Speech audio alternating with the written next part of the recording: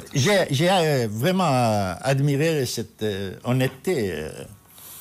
Et puis, généralement, les confédérations votent groupées, hein, c'est sûr. Hein, oui, non oui. Non, généralement, les confédérations. Mais à l'époque, la Confédération africaine de natation n'avait pas autant de membres qu'aujourd'hui. Non. Donc ça n'est pas les voix uniquement de l'Afrique. Oui, il faut le mentionner aussi. Le président disait les voix asiatiques, américaines, sud-américaines, l'Amérique latine, etc. D'ailleurs, dans le cas de l'alternance, maintenant, c'est l'Amérique latine. Actuellement, oui, c'est l'Amérique latine. Oui, oui. Et c'est ainsi, bon. Et il faut dire que j'ai été aidé aussi par le président Samaranch à l'époque pour l'introduction des disciplines qui n'étaient pas olympiques. Et nous sommes arrivés, si vous voulez, pour résumer, à avoir maintenant un championnat du monde tous les ans. Une année en bassin de 25 mètres et une année toutes disciplines confondues. Nous avons davantage de sponsors. Le but que je m'étais assigné au départ, c'était de faire en sorte que tous les athlètes et dirigeants soient pris en charge à nos championnats du monde. Alors, on avait commencé par aider les fédérations en leur donnant 4 billets, 5 billets d'avion, etc., 2 chambres, etc. Et nous avons atteint cet objectif en 2007 à Melbourne, où pour la première fois, nous avons pris en charge tous les athlètes, billets d'avion et séjour, pour alléger les fédérations. Et les fédérations ont été ravies parce qu'on arrivait quand même à les aider. On avait un bon programme de développement. C'est ce qui m'a valu, donc, après Atlanta, d'être élu en 2000 et en 2005. C'est comme ça que je suis arrivé aux 21 ans. Alors, vous prenez la présidence. Hein, à votre arrivée, il y a combien de pays à la FINA? Il y a combien d'athlètes? Le budget est de combien de... Il n'y avait pas de budget. Et combien il est à la sortie? Quand vous quittez l'année dernière, en 2009? Vous savez, quand j'ai quitté en 2009, toutes les disciplines étaient au programme olympique. Et la dernière en date, c'était l'Open Water, c'était la natation en eau libre, avec le marathon. Le budget de la FINA? Assez important, assez intéressant. En millions de dollars ou... Quelques millions de dollars. Quelques millions de dollars. Est-ce que vous êtes resté bénévole? Oui, nous ne sommes pas rémunérés. Pas rémunéré pour une discipline comme la natation? Vous avez des frais de déplacement, comment? Oui, c'est pris en charge, tous les déplacements sont pris en charge, etc. C'est bien d'être un dirigeant venant des PVD hein, au niveau international, mais est-ce qu'il y a une aide spéciale, un soutien de la part de l'Algérie? Oui, c'est sûr. Vous savez, sans le soutien de mon pays, d'abord, étant fonctionnaire, je devais garder mon salaire, et pour le garder mon salaire, il m'a fallu un détachement. Et mon ministère a accepté j'étais fonctionnaire du ministère de la Santé. Mon ministère de la Santé m'a détaché auprès du ministère de la Jeunesse et des Sports. Je percevais mon salaire, mais je travaillais pour la Fédération internationale. Vous avez un passeport diplomatique, vous avez un budget spécial? Je n'ai pas de budget spécial, mais j'ai un passeport diplomatique, c'est vrai. Voilà, donc tout le soutien nécessaire, stratégique. Absolument tout le soutien nécessaire. Je dirais que c'est la moindre des choses, hein, parce que oui. quand même... merci de le rappeler, Lino. Attends, excuse-moi, quand il y a 21 ans président de la Fédération mondiale... Il y a des pays où ça ne se passe pas comme ça. Non, il y a des pays où ça ne se passe pas comme ça. En Centrafrique, par exemple, ça ne se passe pas comme ça. Au Maroc, ça ne se passe pas comme ça. Je vous dirais que ça a été systématique, hein, pratiquement. Et j'ai été le premier président élu africain et arabe. Le premier. Il n'y en a jamais eu auparavant. Hein. On m'a dit qu'il y avait un Égyptien qui était président de la Fédération de basket, mais le basket, vous savez, c'est tournant. C'est les 5 continents, chacun fait 4 ans. Ouais. Alors, il n'y a pas d'élection. Alors, on va parler de Aquafrica, championnat de... Mais excuse-moi, Lino, mais il y a un problème, on en parlait, Monsieur le Président, tout à l'heure.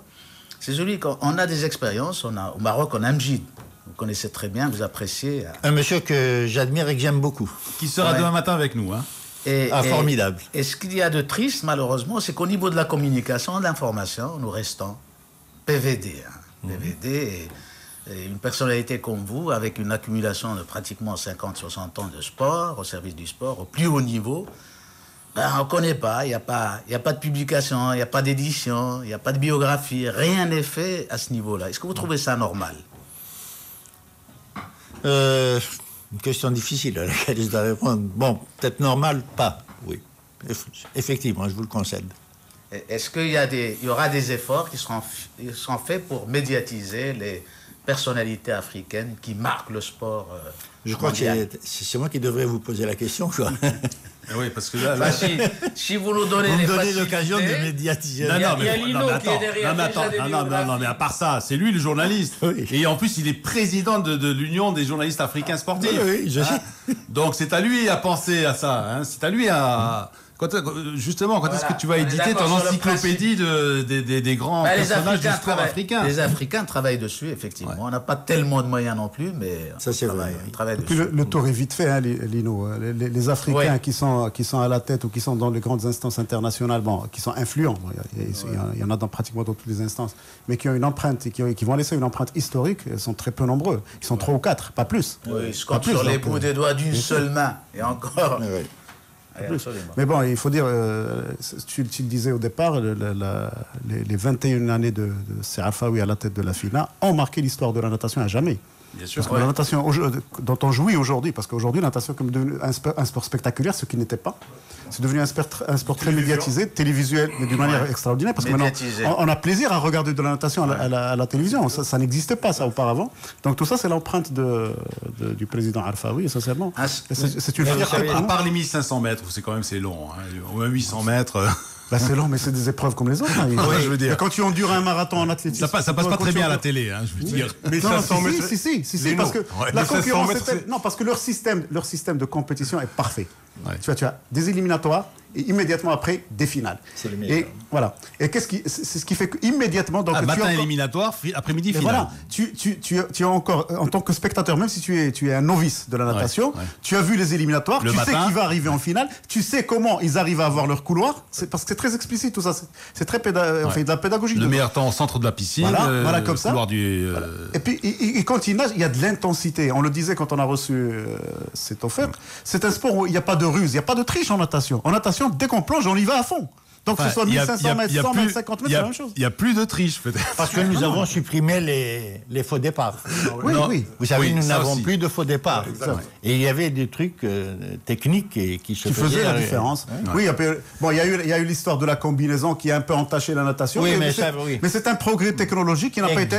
Merci. Merci de vous Voilà, l'entendre c'est un dire. progrès technologique qui n'a pas été Soulevé qui à a un été admis à un moment moment donné, refusé à un autre. Bon, mais ça, c'est des décisions humaines. Enfin, c'est les décisions. Alors, président, Il y a aussi le problème des repêchés. Hein. Vous savez, pour les journalistes, quand ils travaillent, ils voient quelqu'un éliminé, il annonce son élimination, après il est repêché.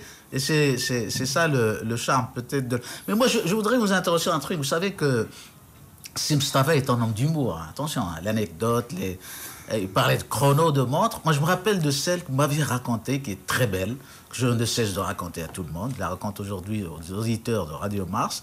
C'est l'Africain qui arrive en retard, n'est-ce pas? Attendu par l'Occidental, je dirais. L'Occidental qui regarde la montre. Il dit, mais tu es en retard. Et l'Africain qui répond, vous les Occidentaux, vous avez la montre. Nous avons le temps. Je Exactement. l'ai trouvé extraordinaire. Est-ce que Alphaoui a changé, justement? Est-ce qu'il est du côté de la Oui, montre, vous savez, du côté du temps? du côté du chrono. Vous savez, du chrono et à la seconde. La ponctualité et au millième de seconde. La ponctualité, c'était extrêmement important. 8h28, Mars Attaque, le talk se poursuit avec Aziz Daouda, avec Fralek Louzani, avec Blaid Bouhmid et avec notre hôte d'exception, le président Mustafa Al-Arfaoui.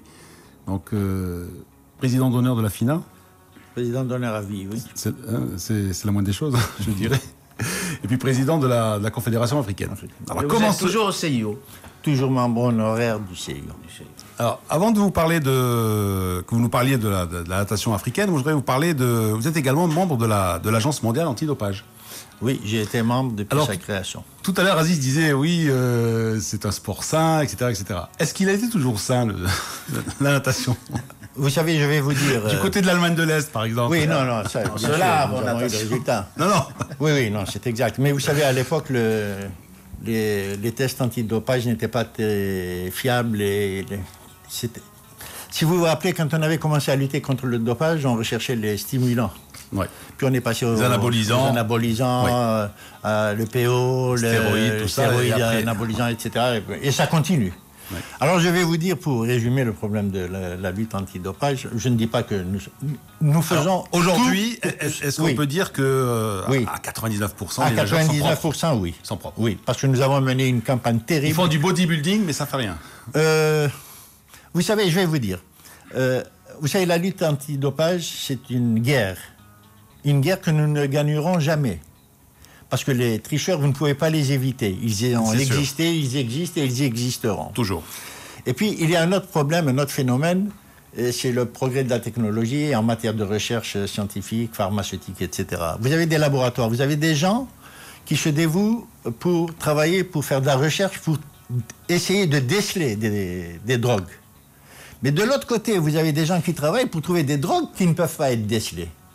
Donc c'est un problème de business aussi. Voilà. Et quand on découvre une drogue ici, il y en a déjà une qui est en train de circuler qu'on ne connaît pas, qu'on ne peut pas découvrir. Ce qui fait que ces gens qui fabriquent ces drogues ont toujours une longueur d'avance. Et c'est pour ça que je dis on gagnera des batailles, mais on ne gagnera pas la guerre. C'est pas aussi un problème de sport business, non? C'est pas l'argent qui est aussi derrière. l'argent y est pour quelque chose aussi. C'est gagné à n'importe quel prix. C'est sûr. Parce que finalement, bon, c'est une question de progrès technologique aussi. Parce que bon, il faut dire que cette règle d'antidopage est une règle d'exception. C'est les humains qui ont décidé un jour que c'était interdit. Ça ne l'était pas auparavant. Quand tu parles d'Allemagne de l'SSR, ça n'était pas interdit à l'époque. Et à l'époque, on parlait de préparation biologique. C'est-à-dire que les médecins, les physiologistes, enfin ceux qui... Mais aujourd'hui encore, il y a des grandes compétitions. Par exemple, la NBA, en NBA, il n'y a pas de test antidoping. Bien sûr. Non, mais historiquement, Lino, c'est que pendant longtemps... Pendant longtemps, dans un institut de sport, tu apprenais parmi les matières enseignées, la préparation biologique. Et des médecins se spécialisaient justement dans ce qu'ils appelaient l'aide à la performance. Bon, par la suite, la communauté internationale a décidé que ce soit interdit. Bon, tant mieux, c'est interdit aujourd'hui. Mais toujours est-il qu'il y a toujours de la recherche, qu'il y a toujours des gens qui trouvent de nouvelles molécules tous les jours, que le bon Dieu fait. Bon, la problématique maintenant, est-ce que... Parce qu'il y a aussi un problème déontologique et de philosophie derrière ça. Est-ce que nous avons le droit d'interdire à quelqu'un d'utiliser quelque chose qui lui juge bon pour lui? Parce qu'effectivement, quand l'Agence mondiale juge qu'une molécule est interdite parce qu'elle est soi-disant nocive, parce qu'on est parti de la triche au nocif, parce que maintenant, philosophiquement, on ne parle plus d'enhancing performance. On parle beaucoup plus de triche. Donc, les droits de l'homme,